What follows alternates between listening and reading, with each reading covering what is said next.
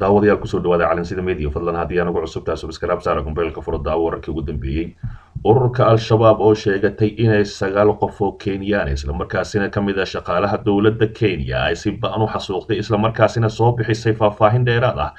hase ahaatee Kenya oo iminka dardar gelisay weerarada ay ku hayso dalka Kenya ama gudaha Kenya meel u dhow 53 kiiloomitir magaalada Garissa ayay ku xasuuqeen 9 nin oo Kenyaan ah hase ahaatee ma aha markii ugu horreeyay bishii lasoo dhaafay ayay ahayd amaba isbuucyo lasoo dhaafay ayay ahayd in halkaasi dhabagal ay ku sameeyeen halkaasina xasuuq ba'an ka geysteen warar dheeraad ayaa ka soo baxaya sidoo kale Soomaaliya oo ka qayb gashay kulan aad ugu wanaagsan dalka Sacuudiga taliyihii xabsiga kaga qaatay wiil Soomaaliyeed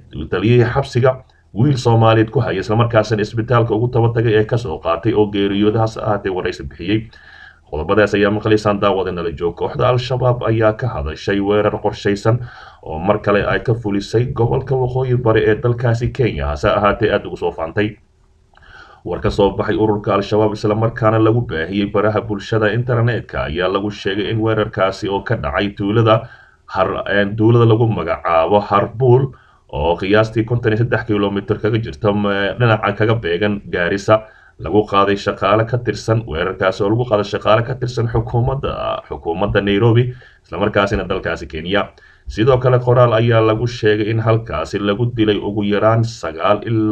9 qofood oo sida lagu sheegay oo aan ahayn dad muslim isla markaasina bartilmaamaysadeen al-shabaab ayaa caado ka dhigtay markii ay qabtaan gawaarida ama kolonyo ama baabuurba wixii saaranba ay dadka u kala saaraan muslim iyo gaalo hase ahaatee hadda ayaa waxaa la leeyahay dadkii 9 qofood ay dileen waa dad gaalo ah sidoo kale weerarkii isbuucyo ka hor dhacay dhabagalka ahay ayay sidoo kale u kala saareen dadka muslim iyo gaal sidii gaalka dhammaanna ay togteen 9 qof waxaa lagu yiri qoraalka 9 qof oo Saliibiyiin Kenyaan ah kuna mid ahaa shaqaalaha dowladda Kenya ayaa ku dhintay weerarka mujaahidiinta ka fuliyeen tuulada Harbuul oo qiyaastii 53 kiiloomitir u jirta magaalada Garissa ayaa lagu yiri warka qoraalka ah ee ka soo baxay dhaqdhaqaaqa ururka al-shabaab isla markaasina aad ugu howlan sidii ay dalka Kenya ama xadka Kenya iyo Soomaaliya ay xasuuq baan u geysan lahaayeen dhinaca kale ma jirto ilaa iyo hadda wax hadal ah oo ka soo baxay dowladda Kenya ee ku aadan weerarkaasi sidoo kalena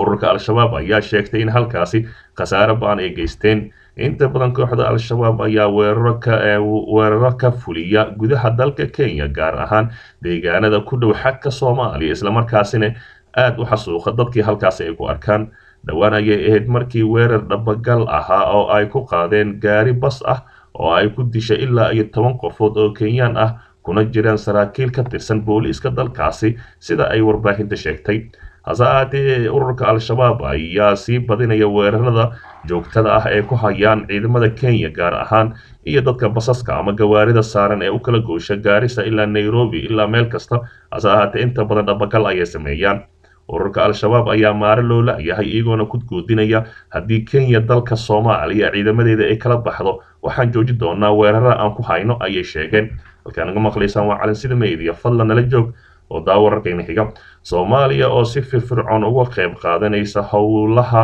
ururka Arabsat sida lagu sheegay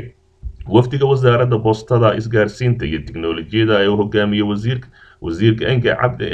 Cabdi Canshuur Xasan oo booqasho ku joogo dalka Sacuudi Carabiya ayaa waxaa kulamo la qaateen mas'uuliyiinta ururka dayax-gacmeedka Carbeed ee loo yaqaano Arabsat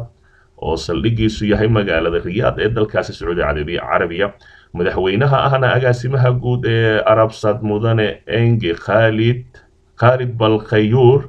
oo ku soo dhaweeyay wafdigani xarunta ururka ayaa waxa uu sheegay in ay soo dhaweynayaan ka qaybgalka firfircoon ee Soomaaliya ee howlaha ururka Arabsat maadaama dalkeenu uu ka mid yahay saamileydii asaastay ururka kulamada labada dhinac oo ay ku soo dhamaadeen is-afgarad ayaa waxaa sidoo kale looga hadlay sidii dowladda Soomaaliya uga faa'iideysan lahaayeen adeegyada Arabsat iyo sidii dalkeena loogu caawin lahaa kaalmo farsamo oo la xiriirta dhinaca horumarinta isgaarsiinta waxaa naga go'an in aan firfircoon uga qayb qaadano dhammaan howlaha gudiyada hay-adaha iyo ururada gobolka qaaradeed iyo caalami ee isgaarsiinta iyo tiknoolajiyada kuwaas oo aanan badankood ka dhex muuqan muddo taasna waxa ay muhiim u tahay waxay muhiim u tahay wadaagista khibradaha iyo mideynta dadaalada, ayuu yiri wasiir canshuur oo intaasi ku daray iskaashiga iyo isku xirnaanshaha adduunka gaar ahaan dhinaca tiknoolajiyadda waxa uu marayaa maanta heer aysan suuragal ahayn in aan gooni u soconno. Dadaalada dhammaantoodna waxa ay leeyihiin hal ujeedo oo ku saabsan fulinta qaybaha kala duwan ee siyaasadda iyo istaraatiijiyadda qaran ee isgaarsiinta iyo tiknoolajiyadda, ayuu hadalkiisa ku soo gabagabeeyey wasiir canshuur.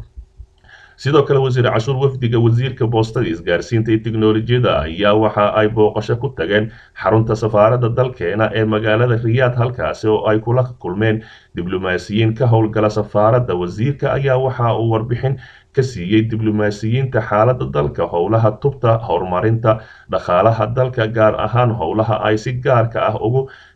ugu xil saaran tahay wasaaraddiisa. wafdiga wasaaradda oo uu ka mid yahay maareeyaha hay-adda isgaarsiinta qaranka mudane cabdi sheikh axmed ayaa muddada ay joogaan dalka Sacuudiga waxa ay ka qayb gali doonaan shirka wasiirada isgaarsiinta iyo tiknoolajiyadda dalka Carabta. waxa ayna sidoo kale kulamo gaar ah la yeelan doonaan mas-uuliyiinta wasaaradda isgaarsiinta iyo tiknoolajiyadda dalkaasi Sacuudi Carabiya, maadaama dalkaasi ay aad u horumarsan yihiin.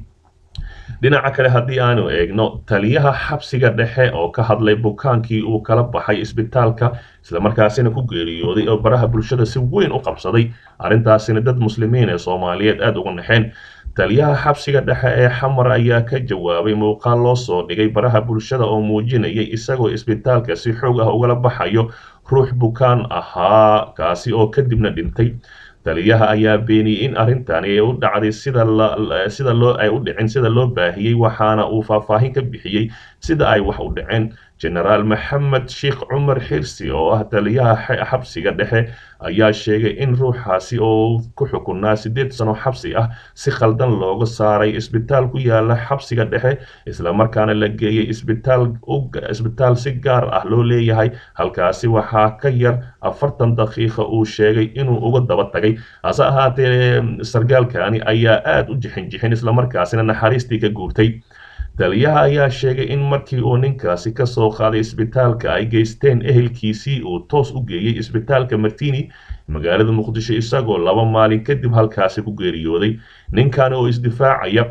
waxaa la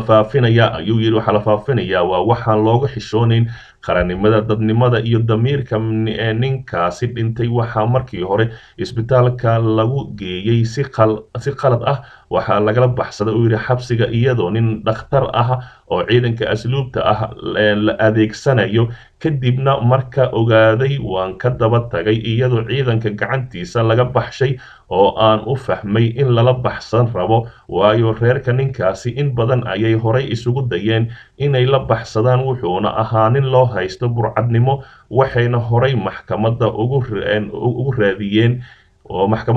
raadiyeen oo ay ka waayeen sidii ay ula bixi lahaayeen ninkaasi, ayuu yidhi taliyaha xabsiga dhexe ee isaga ka soo muuqday warbaahinta bulshada isagoo isbitaalka xoog uga soo saaraya nin xanuunsan, kadibna xanuunkaasi uu dhintay ayaa la yidhi.